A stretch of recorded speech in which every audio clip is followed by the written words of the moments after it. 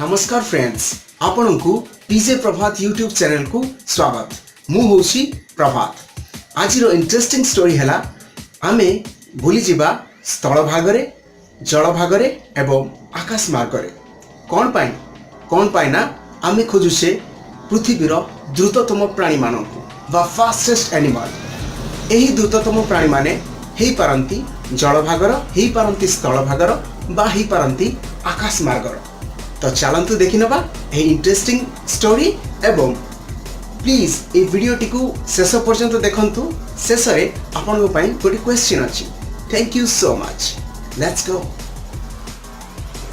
Peregrine falcon एही पक्षी रो नाम एक लाटिन शब्द पेरिग्रीनस रु आसीछि, जहार अर्थ हेउछि प्रदक्षिण करिबा।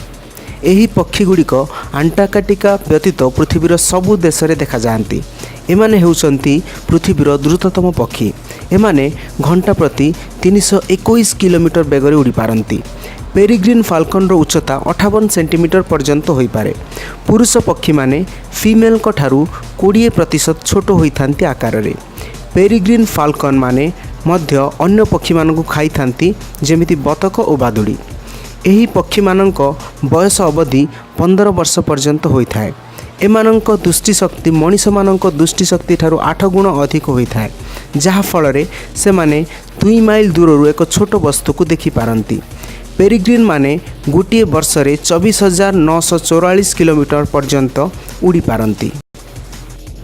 फ्रिगेट बर्ड फ्रिगेट पक्षी हेउची एक बड़ सामुद्रिक पक्षी, जहाँकि पृथ्वीर प्राय समस्त ट्रॉपिकल अंचल में देखा जाती। एही फ्रिगेट पक्षी मानकर डेणार प्रसारण 2.3 मीटर पर्यंत होइथाए, जहाँकि पृथ्वीर सबुठारु बड़ डेणा प्रसारण सेमानक ओजन तुलन में।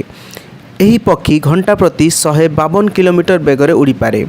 फ्रिगेट बर्ड केवल पवन में उड़ी एक सप्ताह पर्यंत रही पारे। आश्चर्यजनक कथा हेउची एही पक्षी केवल विश्राम नेबा पई और प्रजनन करिया पई स्थल भाग को ओल्लाई थांती। फ्रिगेट बर्ड स्थल भागरे भल भाबरे चली पारंती नाही, मुख्यतः समुद्र बेलाभूमि रे। एमाने कंकड़ा एवं माछ खाई निजर पेट भरी थांती। सेलफिश हेउची पृथ्वीर द्रुततम सामुद्रिक माछ। यह घंटा प्रति 110 किलोमीटर बेगरे पहरी पारे। सेलफिश हेउची एक आक्रमणात्मक माछ। यार जीवन अवधि हेउची हाराहारी 8 वर्ष। एही माछ मानक पिठी रे एक बड़ फिन थाए, जहाँकि देखिबाकू गोटे छोट जहाजर सेल भली।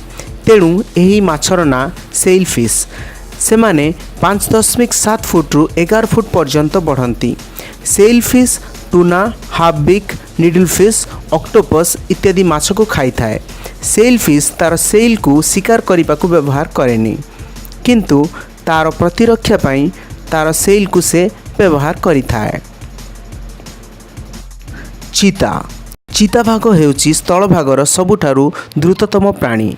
चीताबाघ घंटा प्रति 112 किलोमीटर बेग पर्यंत दौड़ी पारे, मात्र 5 सेकेंड मध्य। चीता 1.4 मीटर पर्यंत लंबा होइथांती। एमानक ओजन 34 रु 54 किलोग्राम मध्य होई पारे। पुरुष चीता माने फीमेल चीतांक ठारू ओजन रे टिके अधिक होइथांती। 1 मिनिट रु मध्य कम समय मध्य केवल 200 रु 300 मीटर पर्यंत दौड़ी पारे। चीता माने मांसाशी होइथांती। एक 11 वर्षीय चीता सेरा नाम रे मात्र 5.9 सेकेंड रे 100 मीटर दौड़ीबार वर्ल्ड रेकर्ड रही। प्रोंगहर्न एंटीलोप एही कृष्णसार जातीय मृग माने प्राय घंटा प्रति 104 किलोमीटर बेग पर्यंत दौड़ी पारंती। एमाने तृणभोजी प्राणी अटंती। प्रोंगहर्न मानकर बड़ बड़ आखि थाए। सेमाने प्राय 320 डिग्री पर्यंत देखि पारंती।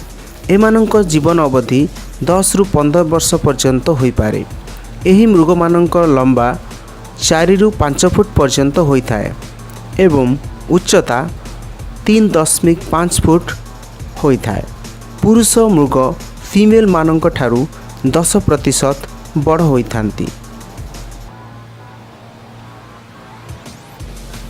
आपण मानक पई क्वेश्चन होची जे एई जो पांचटी प्राणी आपण देखिले सेति मधुरु रियल लाइफ रे आपण केतोटी को देखि छंती आओ जदि वीडियोटी भल लागिछि तो गोटे लाइक करंतु एवं या तले जो सब्सक्राइब बटन अछि प्लीज सब्सक्राइब भी कर दियंतु आओ ए भलिया इंटरेस्टिंग वीडियो देखिया पई पीजे प्रभात सहित सबोले एमती थांतु। धन्यवाद। वंदे मातरम।